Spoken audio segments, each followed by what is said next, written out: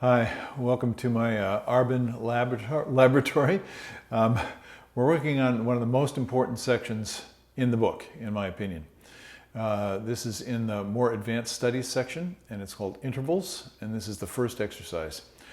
And I hope it doesn't drive you crazy, and I hope that you have more patience than I do, and that you can utilize that to your advantage, because doing a lot of meticulous work on this can really help you to improve and maintain your skills on the trumpet. Everything kind of relies on this basic skill, which is moving from one note to another over increasingly wider intervals on the trumpet, and doing that with grace and ease and consistency. Now, having said all that, now I have to play this stuff for you, so let's see how it goes. Now, you'll see that it's marked without any dynamic. He gives you a wide range of metronome speeds. We're going to start at the bottom, which is 56. So if I put that on,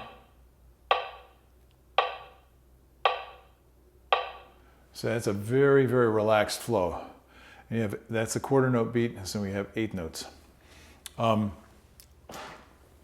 all I'm going to do is play a slur on the first exercise.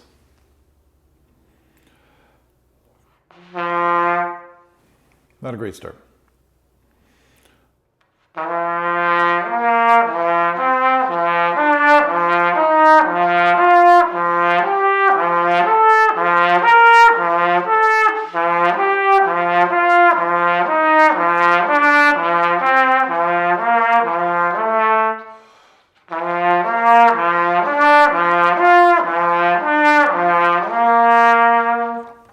Now you can make this as difficult, as challenging for yourself as you want. But first you want to make it easier and enjoy, the sensual qualities of it, the feeling of the flow of the air, realizing that it's good to be alive. It's good to be able to play an instrument. It's good to be able to feel the flow. And so don't be too precise at first. Concentrate on one primary thing. And the one primary thing is, can I create a smooth, continuous sound with no breaks? Now you heard some breaks that time. I'm getting loosened up here, and let's see if I can continue to do so. Now, if at first you can't keep that sound, I have a very strong suggestion for you.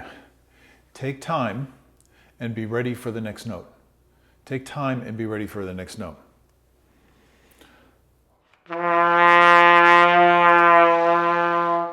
Well, that's kind of flabby. So first I want to find my sound. If I can't find it in the low register, I'll find it in the middle register.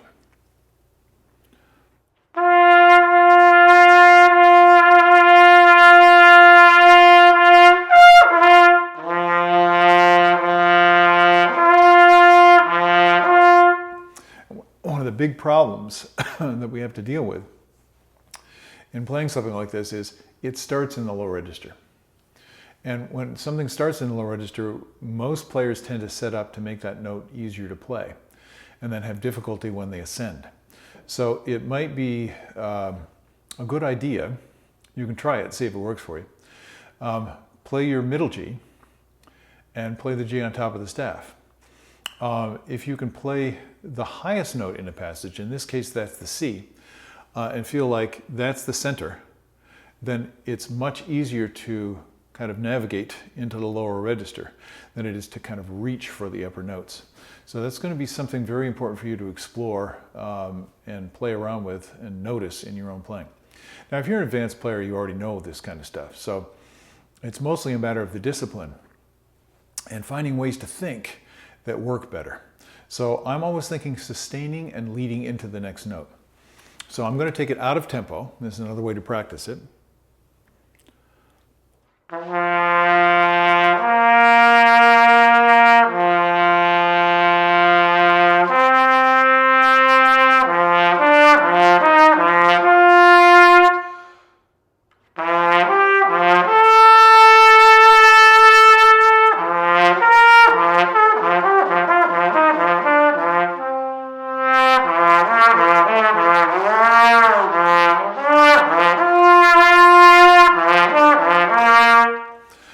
Now, that's probably, for many of you, not a traditional way to practice.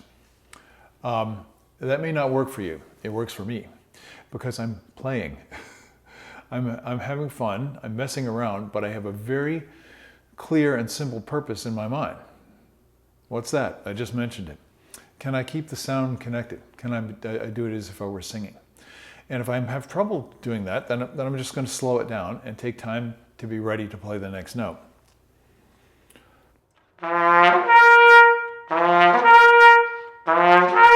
I'm not ready to play the next note.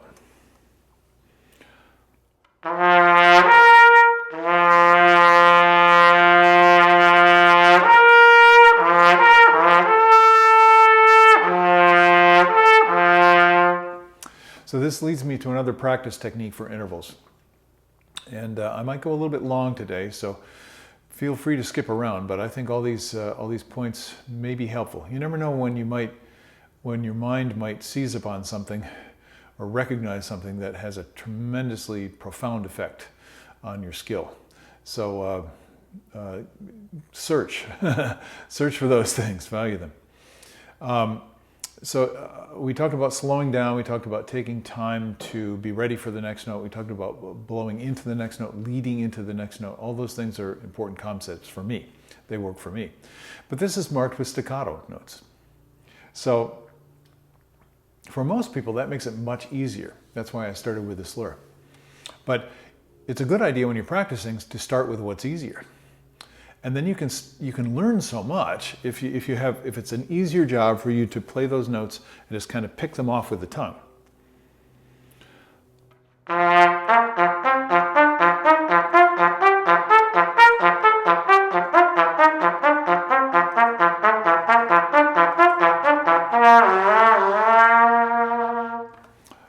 That's fun.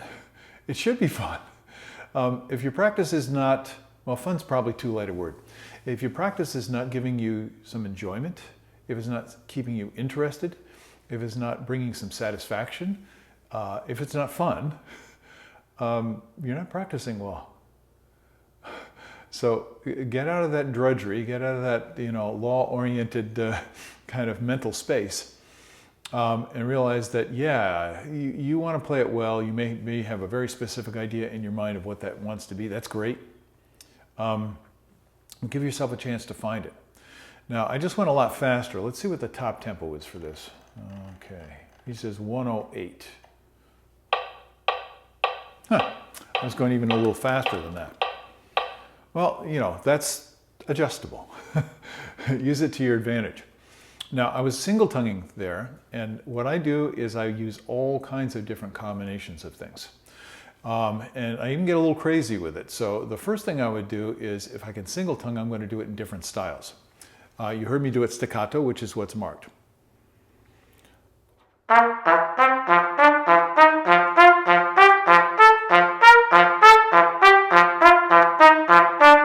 Good.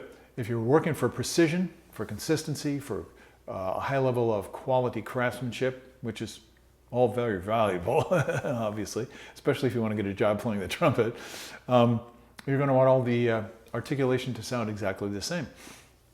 You're going to want the tone to sound exactly the same on all the notes. You want the shape and the length of the notes to be the same. Consistency. But that's not the end of everything. It's just a wonderful, a fun target, if you will, to aim at.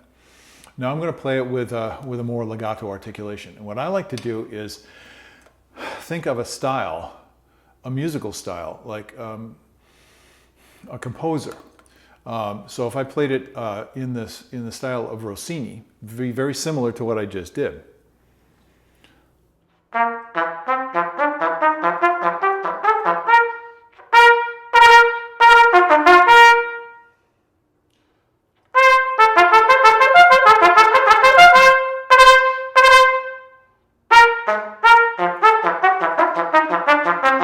Now I'm getting a little sloppy, so I need to slow it down.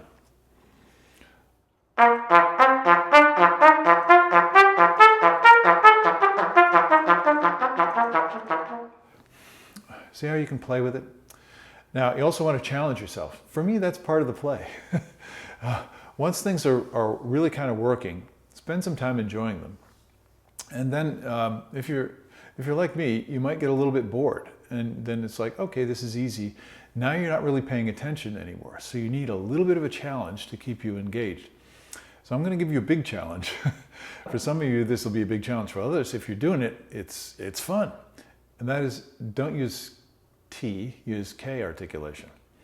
So we're going to start that connected.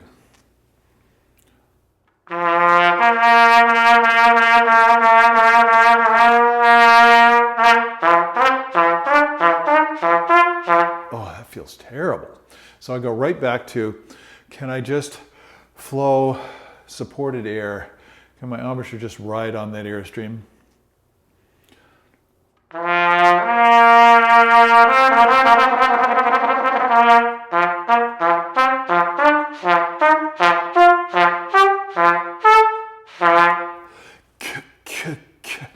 Wow, that needs some work. What do I need? Instead of I need. So, contrary to what we might think, it's not so much about the tongue as it is about how the air is flowing and how the tongue affects the way the air is flowing. So if I'm going instead of, I need to increase the agility and the speed and the precision of my tongue, if you know what I mean. And if that's too difficult on the large intervals, then I'll spend some time. Maybe I'll start at the top and go down.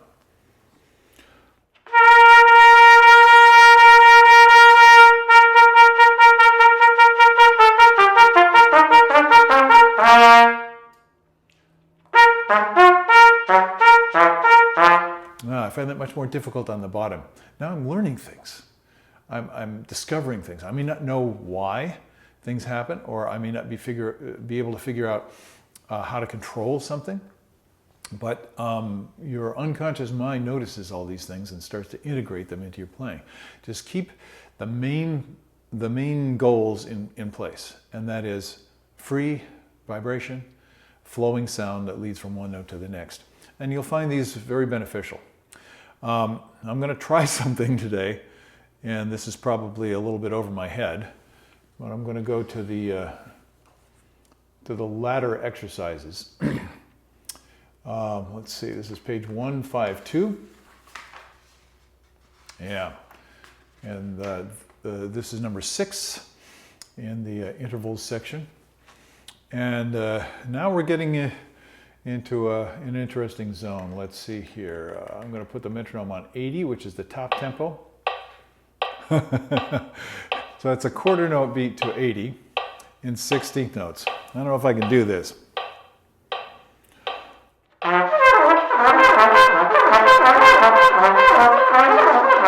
Oh, okay, that's too fast. So let's slow it way down to 48, which is the bottom tempo he recommends.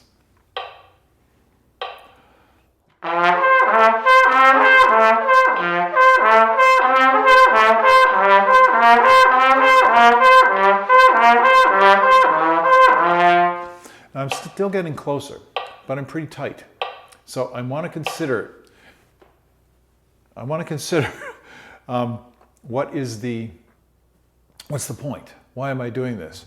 And the point is to be able to play these extremely wide intervals with the feeling of security and stability that I have when I'm sustaining one note with a purely balanced quality of sound, one note that stays in the sweet spot, one note that's in tune.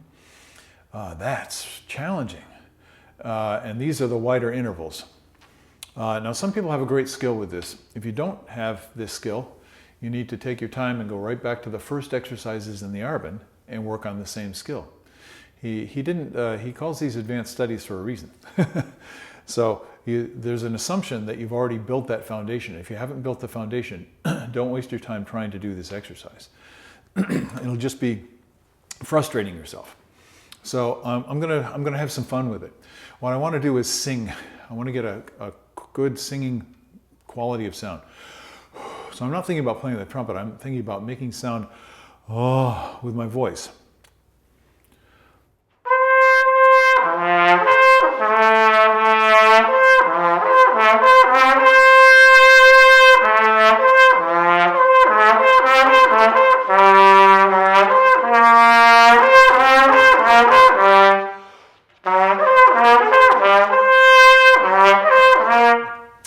feeling is when I'm insecure, my lip tries to get the notes. I'm using a little bit more pressure. I'm going, and I'm trying to manipulate with my lip to grab a hold of those notes. And what I need to concentrate on is the air beneath my wings. Is that stable? Is it sufficient? Is it following through? If it is, then my lip can trust the air. So we can feel this very easily. It's very difficult to feel what the breath is doing. And that's the main thing you want to work on when you're working on intervals. Is, can the embouchure stay stable? Can the aperture stay balanced and free to vibrate and flexible and supple? It's really difficult, but when you get it, it's fun. Now, I was playing all these as a slur. So I'm going to play them as a tongued and see if I can do any better.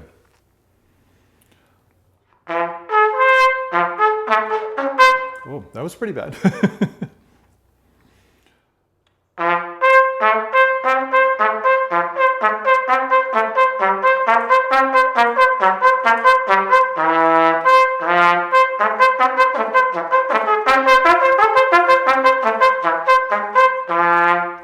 Okay, now I make it a little progress. It's a little sloppy and I'm a little tight, so I'm going to slow it back down again and then maybe go back to slurring. Now you can see where this is going. If you're wild and crazy like me, I want to be able to double tongue these. I want to be able to triple tongue them even though this is a double tongue pattern. Now we're getting really crazy. But that's when you develop a very high level of ability and high level of control, then keep challenging yourself. So I might be going, you know, ta-ti, ka-ti, ta-ki, ta-ti, ka-ti, ta-ki. That's crazy. That's crazy. But if I try that, and I haven't tried this, by the way.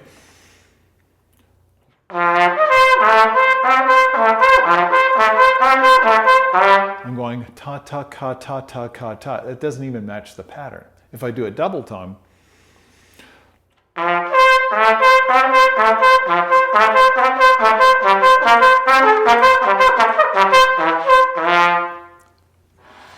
now I know a lot of you young people out there want to go fast.